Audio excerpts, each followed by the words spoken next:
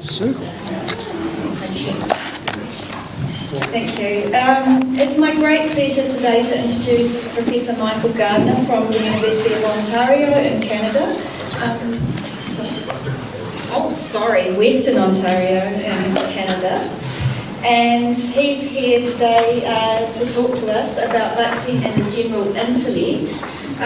So I'm really looking forward to listening to Michael and some of the things he's got to say, especially in relation to Marxism and the sections with some concepts from Bhakti. Thank you.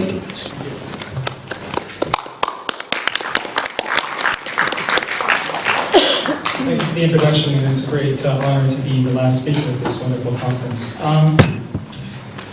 Nancy Fraser once wrote in a book she wrote in 1989, I think, called Unruly Practices, that writing critical theory is what she calls a bifocal exercise.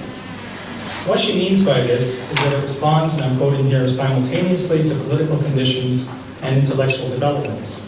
And this, in turn, fosters a sense of engagement with one's opponents. In the things I've written about Bakhtin over the last 25 years or so, which is writing in and of itself, I've taken Fraser's call to heart. That's to say, I've challenged not only liberal or conservative interpretations of Bakhtin, but also theological accounts that, however well-intentioned, often serve to expunge the secular, worldly Bakhtin from consideration. In any event, what I want you to consider today is the possibility of not just a radical Bakhtin, or a merely transgressive one in the postmodern sense, or even a vaguely socialistic one, but specifically a communist Bakhtin. Now, many, of course, recoil immediately from this intemperate, perhaps even offensive suggestion. Was not Bakhtin, along with countless millions, victimized by a murderous regime that, at the very least, adopted the rhetoric of communism? Quite apart from such biographical questions, the received wisdom is that Bakhtin's thought is opposed implacably to the totalizing or even totalitarian logic of Marxism, given its apparent dedication to things like a reductive materialism, the inexorability of the historical dialectic, and an abstract holism at the expense of individual experience and moral judgment. At the risk of seeming obtuse or perhaps even evasive, I want to sidestep these sort of considerations here. This means I'm not going to touch directly on the complex question of Bakhtin's relationship to official Marxist-Leninist thought and practice.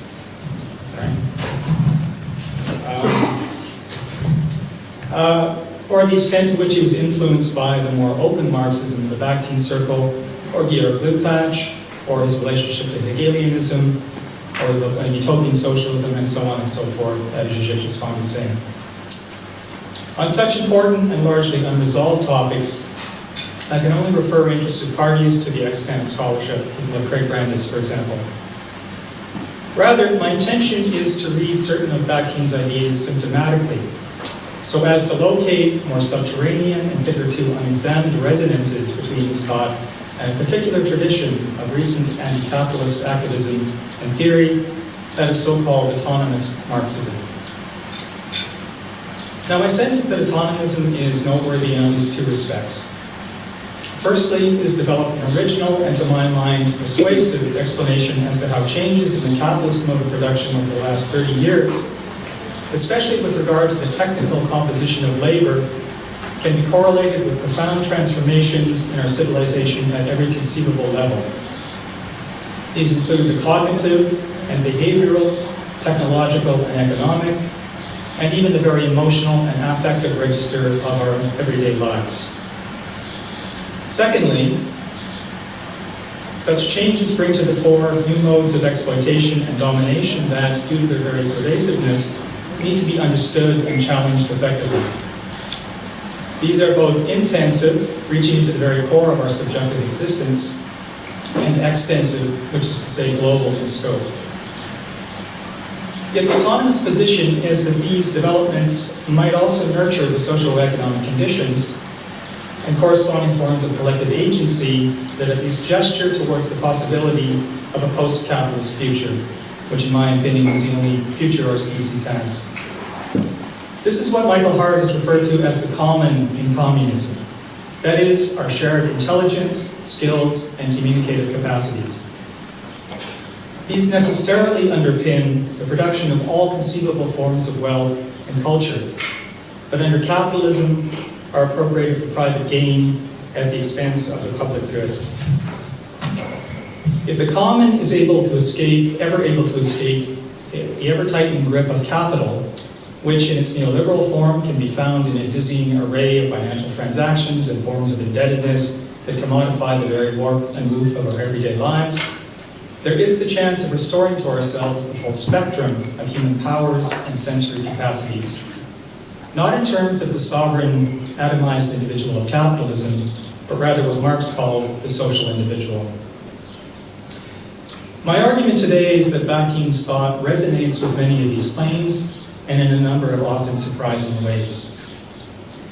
I will explore this possibility first through an examination of such key autonomous ideas as the consolidation of post-Fordist capitalism, the role played by the general intellect in this, and the relation between the latter and what they call pre-individuality, by which they mean a preliminary intersubjectivity out of which the concrete person emerges. Secondly, I will examine certain features of Bakhtin's thought in light of these concepts. And finally, in my concluding remarks, I want to consider what autonomism might offer to a rethinking or revisioning of Bakhtinian thought, especially in the wake of the self-evident failures of global capital.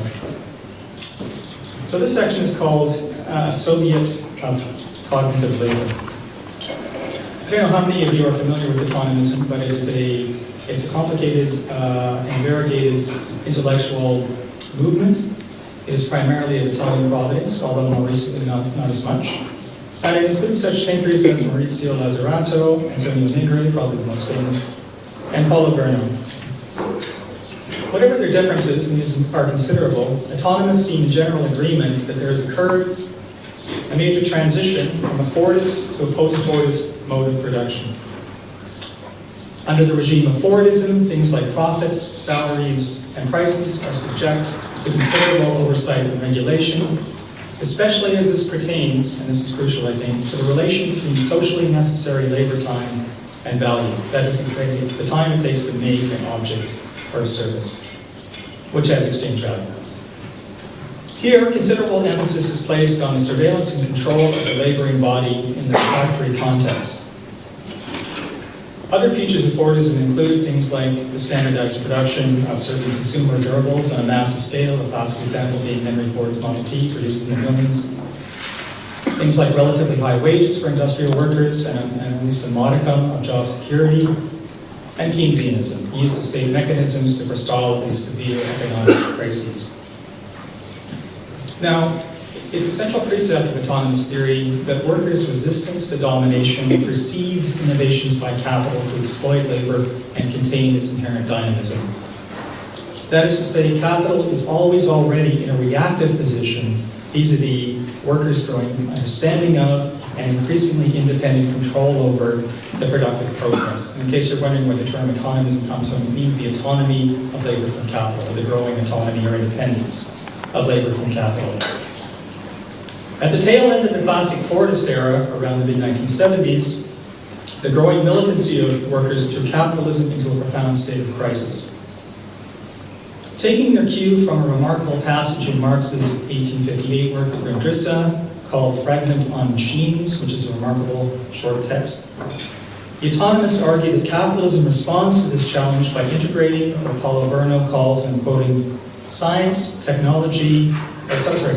information, linguistic communication, and knowledge in general into the heart of production. Right? Science, linguistic communication, information, and knowledge in general is integrated into the heart of production. So the key point here is that all aspects of the worker's affective, desiring, and cognitive capacities are as located in the social factory, and society at large has become a kind of factory.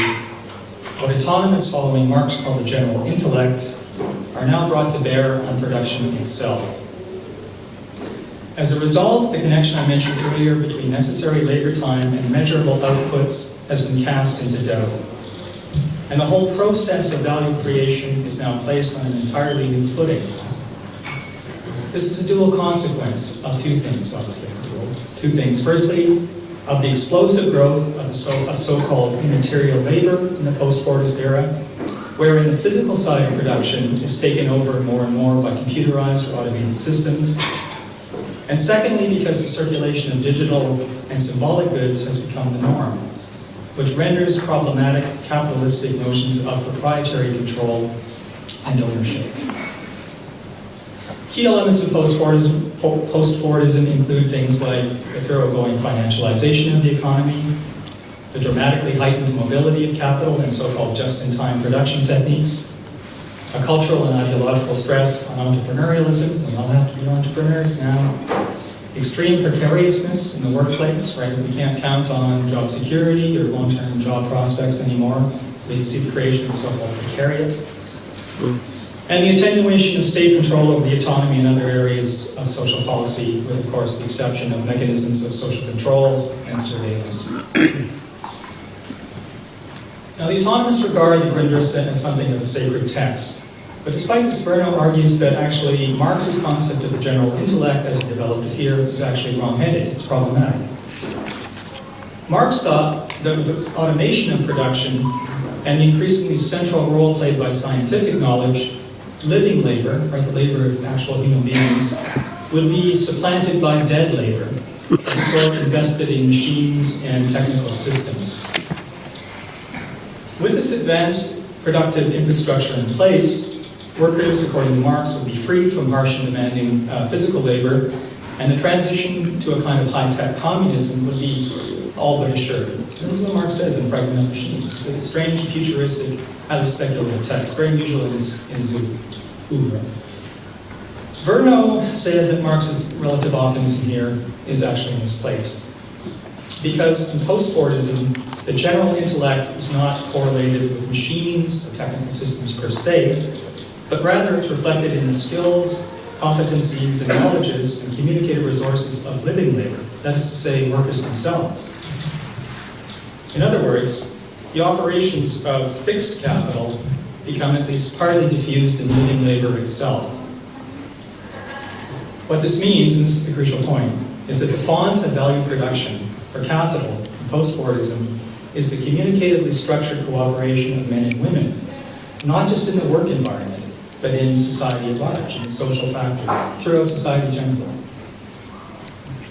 The social brain of what is often called cognitive or sometimes communicative capitalism is therefore coextensive with what Verno calls the mass intellectuality of workers. And this comprises what he identifies as, I'm quoting here, formal and informal knowledge, imagination, ethical inclinations, mentalities, and language games. End quote. So the time freed up by mechanization in Marx's day, now computerization, does not lead to increasing leisure and personal freedom, as Marx believed in Fragment of Machines and the Grundrisse, but rather things we're all familiar with, like the growth of hierarchies in the workplace, structural unemployment and precariousness, and ever more intensive and extensive modes of exploitation and subjectivation. This is simply because the general intellect, as it is situated in ever-expanding networks of symbolic exchange, moves to the forefront as a productive resource. Okay? So capital is engaged in increasingly desperate strategies to contain this and exploit this new productive power. But counterposed to this, we see the emergence of what autonomists call the common, the emergence of a new form of the common, I should say. As I alluded to earlier, this refers to the continual expansion and enrichment of the generic, cognitive, and communicative competence of our species. The common is generally identified with what the autonomists call the multitude.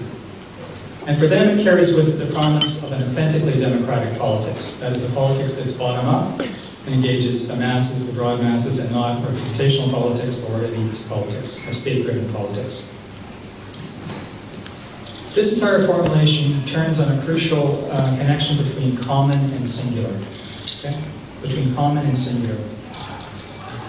According to Verno, the key error, the key mistake of Western philosophy is that it assumes the constituted individual, the thing we've been talking about throughout this conference, the familiar notion of the self-contained bourgeois liberal subject, has ontological primacy. That's the fundamental mistake of Western metaphysics.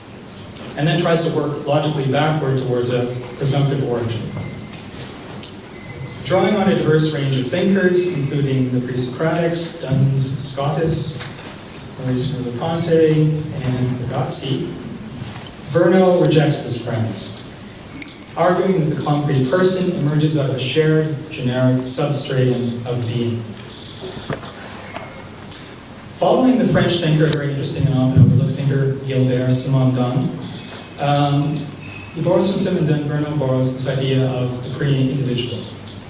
And the pre-individual is the foundation for the ontogenetic process of individuation, that is to say, the formation of the concrete person, the individual. Now, to explain this process, Verno says that we are thrown into a world, like the existentialists talk about, but for Verno, we're thrown into the world in a state of inchoateness, in an unformed inchoate state. That is to say, we are born almost entirely helpless. We are born without anything in the way of specific instincts or specially adapted motor or cognitive skills, which we only acquire, as you all know, after a long process of psychosocial development and the acquisition of specific habitus. Now, this process of individuation is one of transforming this latently generic potentiality that I talked about, the pre-individual, into actuality, right? Transforming potentiality into actuality, by which concrete persons develop certain embodied competencies, knowledges, psychic dispositions, and affective tonalities.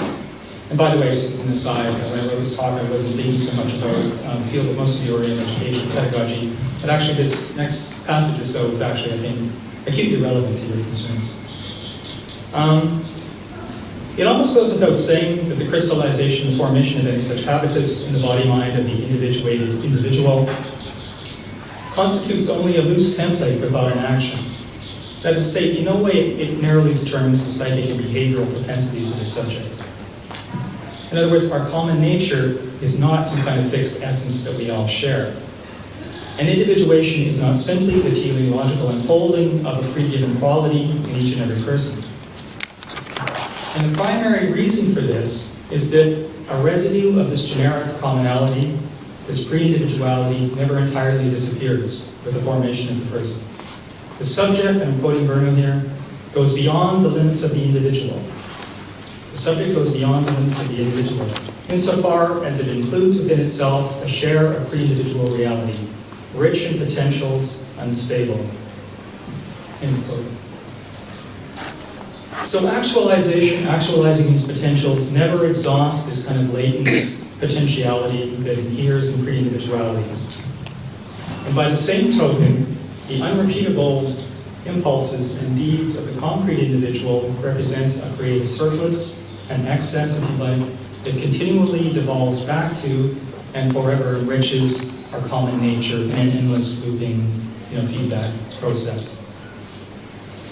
Now, this sounds like obscure metaphysics, and perhaps to a certain extent it is, but for the autonomous, these sorts of considerations are always connected to political thinking. And here it's reflected in the perennial opposition in autonomous theory between the multitude and the people. We're always throwing up this opposition between the multitude and the people. As to the latter, Hobbes is the archetypal villain here. He believed that the people, being generally nasty, brutish, and of the short, has to be welded into a synthetic unity via the operations, the coercive activities of a centralized state. The counterpoint is Spinoza's conception of the multitude, because it evokes the precise opposite. It is not an abstract unity of sophistic atoms, but rather a plurality of distinct singularities. So whereas the Hobbesian notion of the people moves towards the undifferentiated sameness of the one, a Spinozian multitude is derived from an underlying shared or generic sameness, but that eventually becomes an irreducible identity in difference. Right? So they have completely opposite trajectories. With regard to the multitude, it is our proximity to the common that makes the outcome of individuation what it is. That is to say, a collection of singularities rather than an abstract unity. Hence, the social collective, the social that arises out of pre-individual forces, is not premised on on external relations between pre-constituted or pre-existing entities. That's the bourgeois model of the liberal subject. But rather a series of overlappings and imbrications between perpetually unfinished hybrid creatures, if you like, that always encapsulate, always contain elements of these pre-individual qualities. This is what Verno, again following Simondon, that French thinker I mentioned, calls transindividuality. Transindividuality. In a rather good article, Jason Reed defines transindividuality as, I'm quoting, a relation of relations, encompassing the individual's relation to itself, the process of its psychic individuation, as well as the relation amongst individuals and the relation between different collectivities. Put differently, the multitude is the focal point where pre-individuality becomes transindividuality.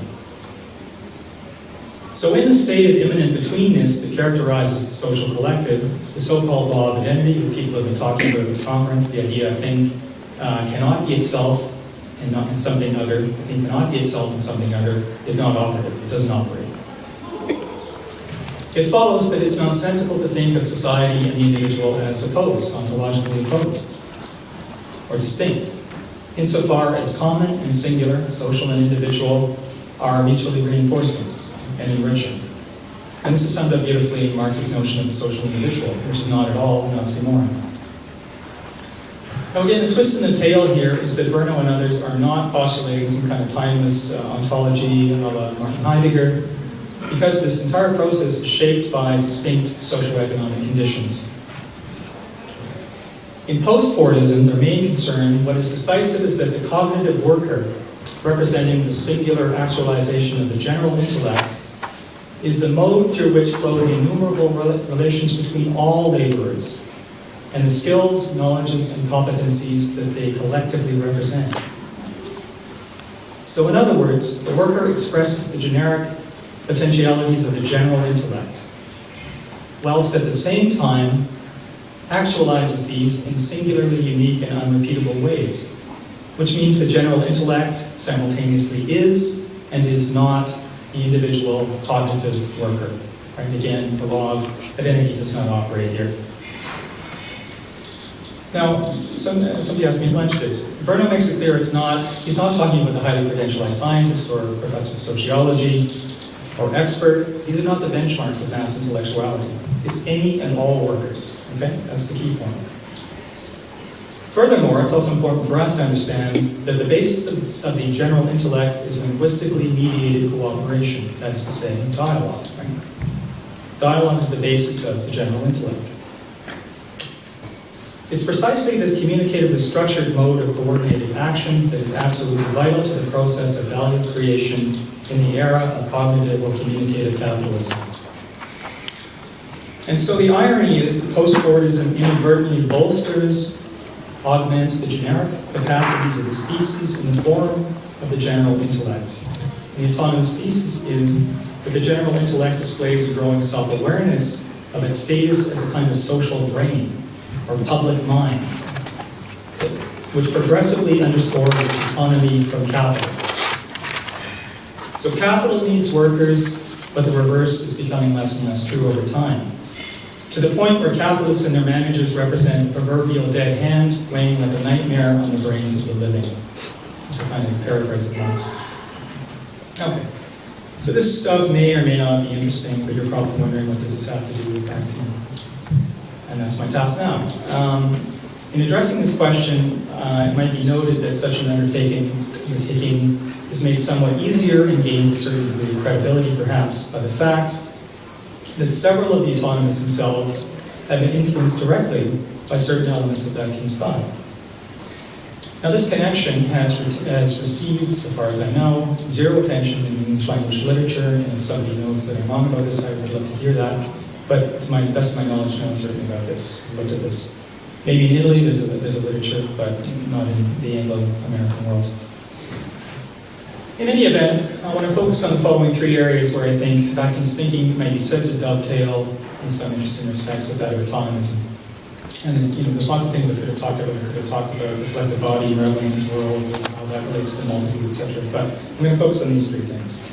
Firstly, the theory of individuation that I mentioned. Secondly, the relation between language and the general intellect. And lastly, the idea of the common that I've mentioned a few times. So, the theory of individuation.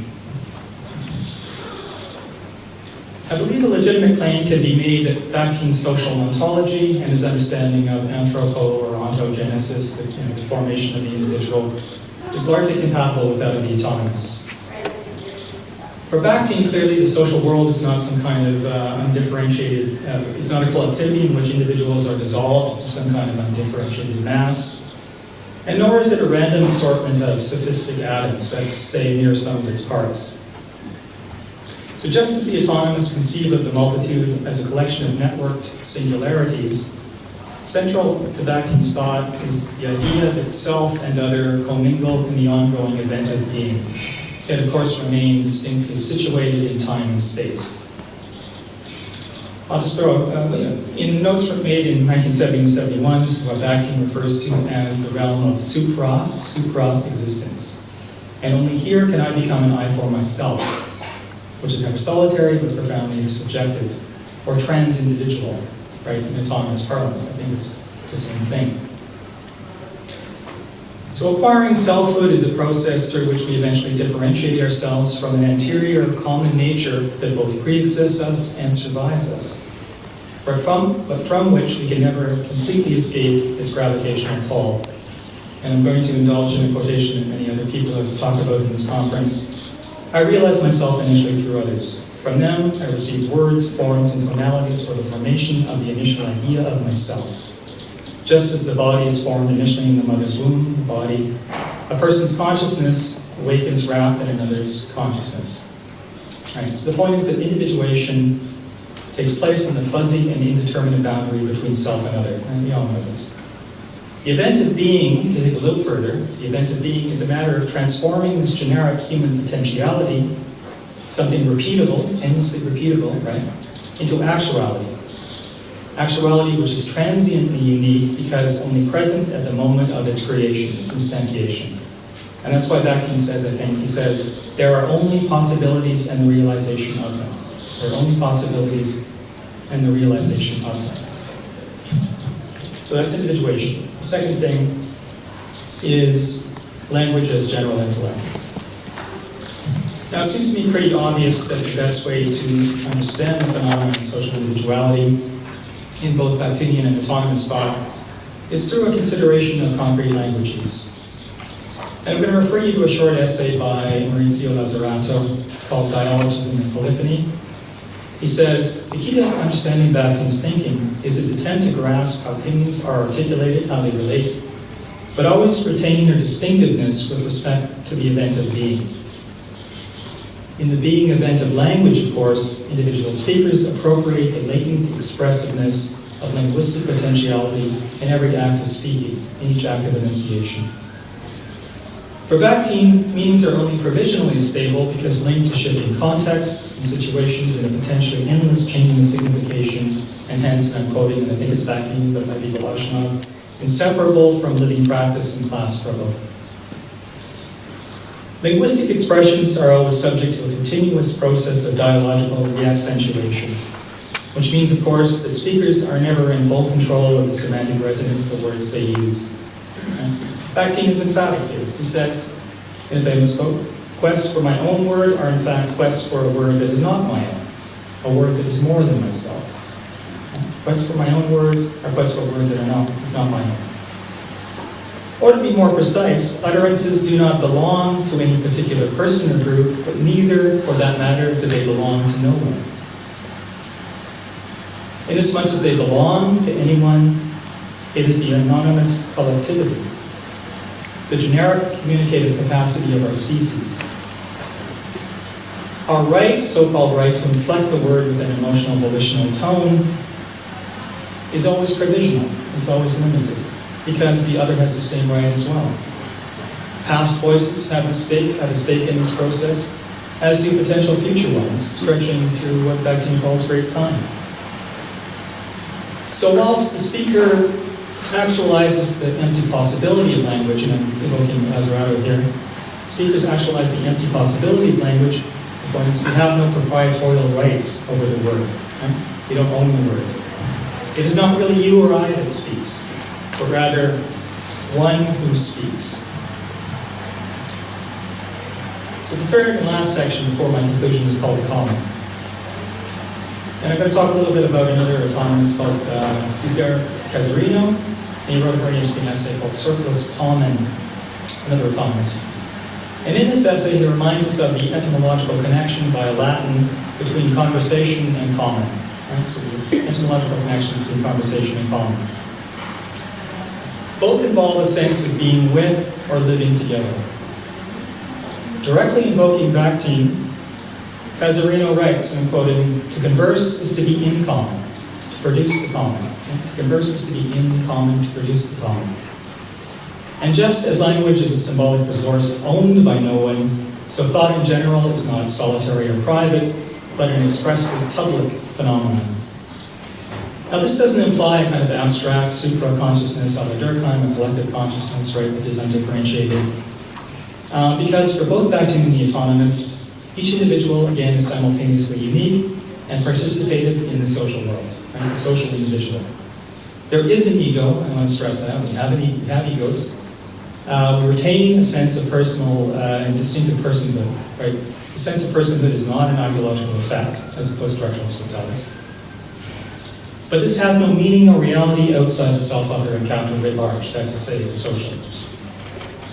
So if we seek to challenge the methodological solipsism of the mainstream sciences and accept that thought is intrinsically collective, we should conclude that the common is really what Paulo Verno terms the public sphere of the multitude. Now, of course, for the autonomists, such ontological revisionism must be linked to the political task of reappropriating the common from the grip of capital. Jason Reed has argued persuasively that this project is unintelligible without a demolition of the individualist ontology that finds its foremost expression in the allegedly sovereign liberal subject that we've all been talking about.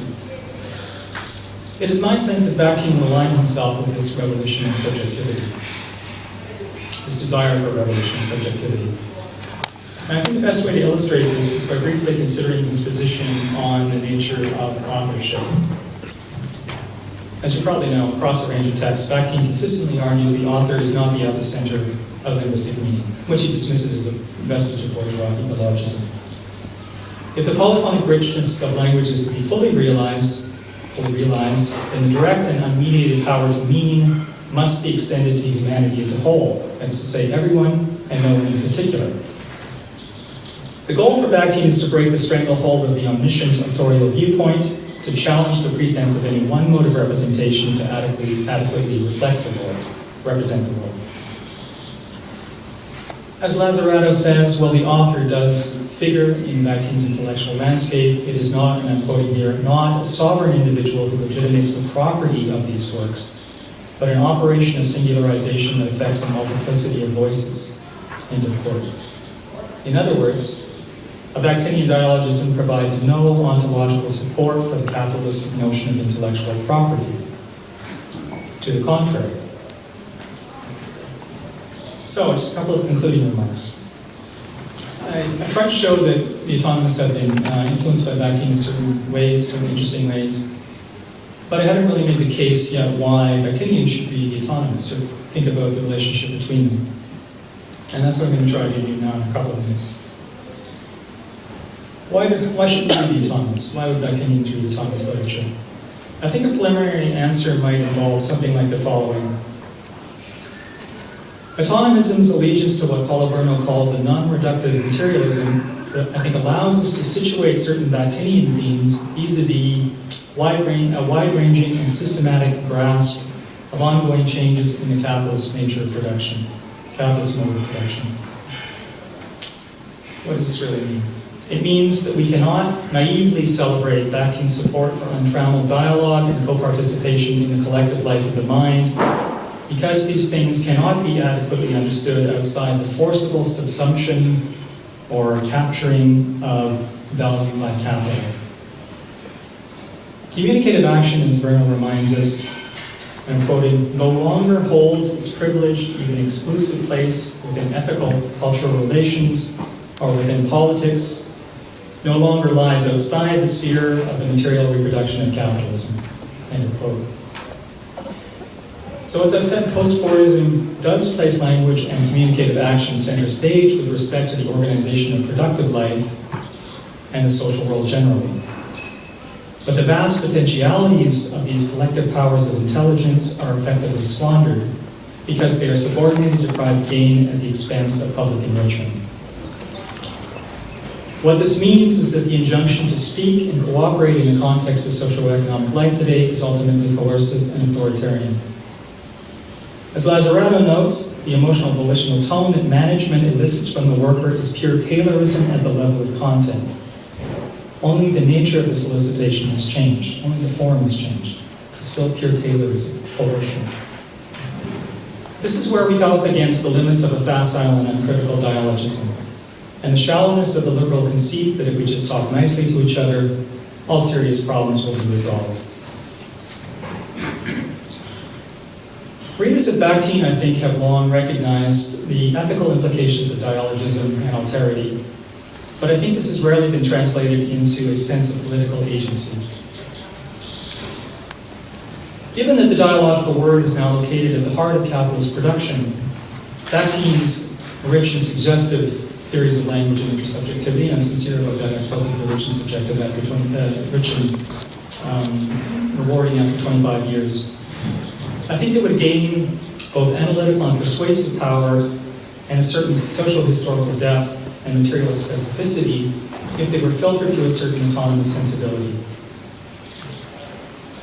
Autonomists argue that a conception of trans-individuality could become the basis of a new form of politics, one that revitalizes the common whilst at the same time avoiding the false choice between liberal individualism and a kind of statist totalization in old school communism. This includes a lot of different goals. I could talk about a lot of them, but I'm only going to talk about one. And that is the goal of supplanting capitalist notions of copyright with a so-called copy far left strategy. One that aims to give cognitive workers effective control over the means of intellectual production, which might help to free us from chronic indebtedness and the depredations of wage labor brought about by neoliberalism. As Michael Hart suggests, the ultimate goal for Marx was the supersession not only of private property, but of property as such. And Marx wanted to get rid of not just private property, but property as such, which involves, and I'm quoting Michael Hart here, the open access and sharing that characterize use of the common. End of quote. We might call this communism 2.0. And if devotees of Bakhtin are at all sympathetic to this idea, perhaps I can conclude with the following rhetorical flourish. Immaterial workers of the world, unite.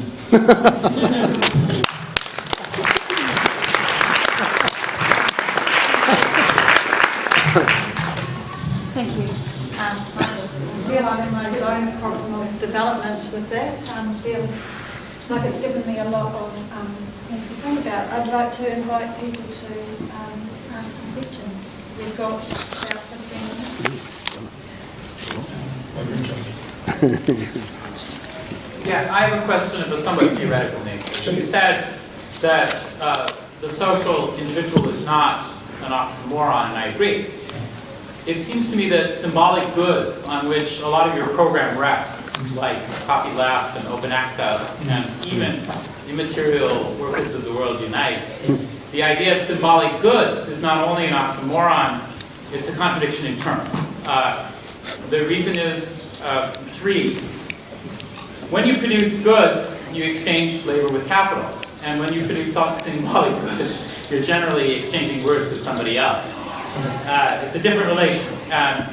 Two, when you exchange goods, you don't multiply them, you divide them. And that's not true of symbolic goods. Oh, I know, absolutely. Yeah, okay. And then the final one is that when you consume goods, they're gone. And when you produce symbols, they stay with you forever. And for those reasons, it seems to me that, yeah, go ahead. No, I mean, I absolutely agree, and that's the whole point of immaterial labor. Because it's not only labor itself is increasingly immaterial. It's not that it doesn't involve bodies or factories, right? It's just that it involves a kind of collective consciousness in forms of communicative exchange, right? And also its production of digital or symbolic goods, which, as you say, don't get used up. In fact, the more people access them and enrich them, the better off we all are in a collective sense. So that is part of the argument here is yes, the shift to symbolic goods changes the dynamic. And part of the problem for capital is that it cannot measure the value of symbolic goods. It cannot contain or subsume that, right? Because it's difficult to have a direct correlation between necessary labor time and exchange value of a symbolic good. Right? It problematizes the whole capitalist notion of propriety. But it does it in an idealist way. It doesn't do it in a materialist way. That's my criticism. It does it in a way that says that if we just say that the symbols are really goods, that we can somehow achieve a revolution in thought. This seems like idealism to me. This is, I think, the difference between the notion of copy far left, as I understand it, and something like open access. Because something like downloading the movie or open access software does not change the conditions of production for those information workers. So copy far left is about giving those workers, and they're all immaterial workers. That's my point. The means of control over that whole process. So it's a different strategy, and I think it's ultimately materialistic. People like Paul Verma are non-reductive materialists. They want a materialist analysis of changes in the nature of capitalism, the shift from Fordism to post-Fordism. So I'm in agreement with what you're saying. I don't think that's at all at odds with what the economists are talking about. More questions? I just flew from a country that apparently realized the communism 2.0 from Russia because it's the country where you can find your own text because it's somebody else. Yes. It doesn't feel wonderful when you tell it. So I guess the question is, I suspect that Bakhtin stayed out of politics not because he couldn't, but because he didn't want to get it. Because, I'm still wondering about two things with communism 2.0. One, what's the incentives to produce this goods? And two, what is the guarantee that it won't end up as dominating as the communist one? Well, on the first point, I guess we all share the production and enrichment of sharing these goods and collectively constructing them, and that would be the benefit, I think. And secondly, why would you, you now have the technological and technological and informational infrastructure to not need a kind of bureaucratic party controlling everything. I think that's the idea of communism 2.0. My colleague at Western, Guy Whitford, was theorizing this idea. There's a technological basis here for another kind of communism, which has nothing to do with historical communism. Right. And I want to emphasize the idea of common communism, not the historical legacy of specific communist parties, right? But the idea of the common communism. That was my point. Because I don't want to replicate, Stalinism by any means. For the autonomists, you have to be a radically participatory democratic process. Just quick comment. Stalin didn't want Stalinism either. You know what I mean? It's not like there was a choice or anything like that. Okay. And when everybody tries that, the Russians, the Chinese, the Cubans, then nobody can quite get it. There might be something with the idea. So what I'm saying is, I think that what you're suggesting does not remove the same power. Yeah. What is the incentive for people to work? How do they work? And if they don't want to work, you have to force them. That's basically the Stalinism logic. Well, the autonomous certainly want to break their dependence on wage labor, and the way they will go about that is by having guaranteed annual income. So you would be at least insulated from the vagaries of the market. You could choose to work or not to work, as the case would be. If you wanted to enrich yourself by all the kinds of wage labor, you could, but you would be insulated from that. So that's another one of those strategies that means to analyze into itself. So there's a lot to be said about this. But Frederick Jensen wrote this great essay on Walmart. And he says Walmart's wonderful. It has more computing power than the Pentagon, right? It could be turned into a public service instead. The gains of this technological revolution are appropriated by a tiny elite. That's a problem with Walmart, right? Not its ability for monitoring stock taking and so on and so forth, and just in time stock taking. I just want to say thank you very much. I think that's really interesting and important. I'm certainly going to be reading these autonomists because dimly in my own way I've been trying to reach towards an understanding of how biologism could provide a vision of the future that could motivate people in the way that the old Marxist vision used to. In education, it's really important to have a vision, so I think it's fantastic. I just wondered, so you pointed us towards a literature of political and social theory, but I'm particularly interested in a reversioning of the old the sort of technological drivers in history of production of Marxism towards looking at the causal impact, the affordances of technologies, communication technologies. And I just wondered if there's a literature out there that I've missed, sort of Bruno Latour, but applied to Marxism, if you see what I mean. I certainly think the autonomous would fit the bill. In particular, a guy called Franco Berardi, who writes about, his theory is semio-capitalism. Capitalism is now driven by the information revolution, and it's a very acute analysis of how this functions and its effects on us subjectively, socially, and so on and so forth. His nickname is BIFO, which I love, B-I-F-O. He just calls himself BIFO. But I think his work is quite profound. He's one of the autonomous. The autonomous are a loose constellation of thinkers, but partly the reason I like them is that it's not associated, there's no cult around a particular thinker. It's a broad kind of constellation of thinkers. Yeah.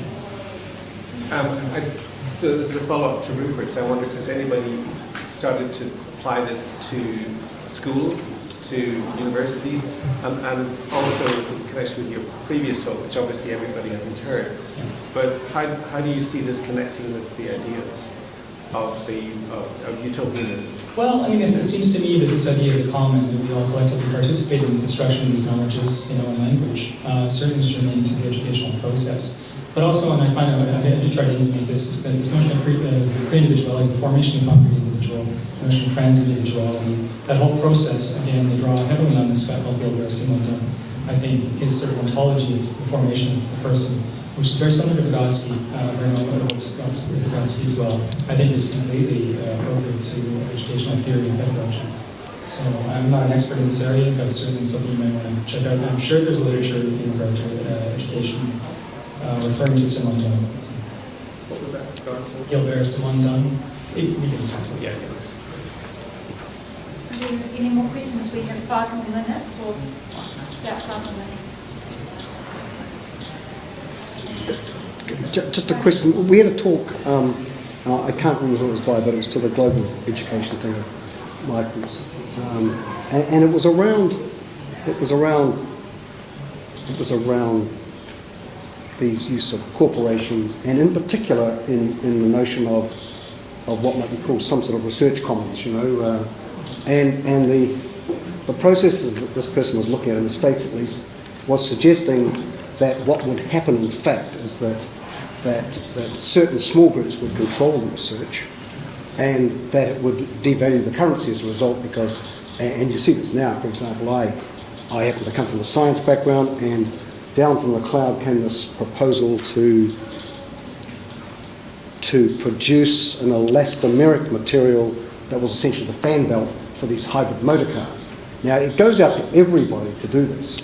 Okay, and say I could pick it up. So instead of it going to Princeton University where they would be paid to do it, I will say, well, I'll do it for less than that, So it just simply drives down the cost of labour, yeah? Well, that's how it functions. Yeah.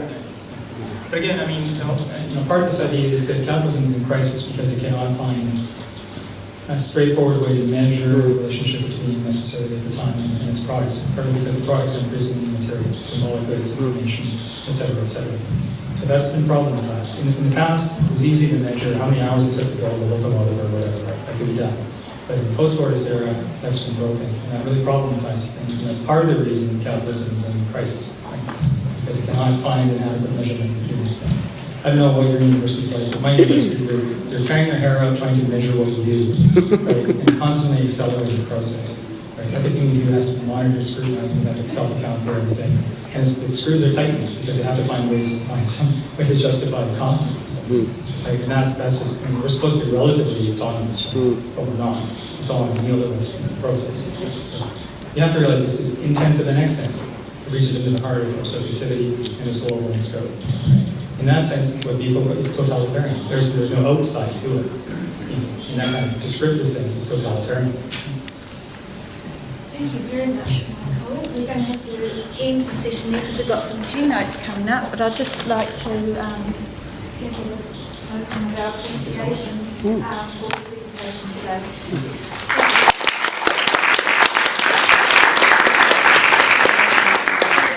Can I please invite the keynotes up here for the 3:30 session.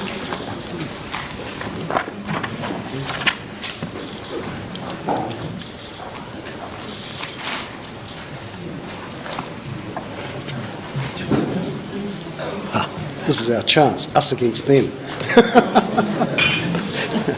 We who didn't get presents. We didn't. You did. You got a bottle of water. Oh, yeah, that's true. True. Yeah. I got a water bottle. There's no water.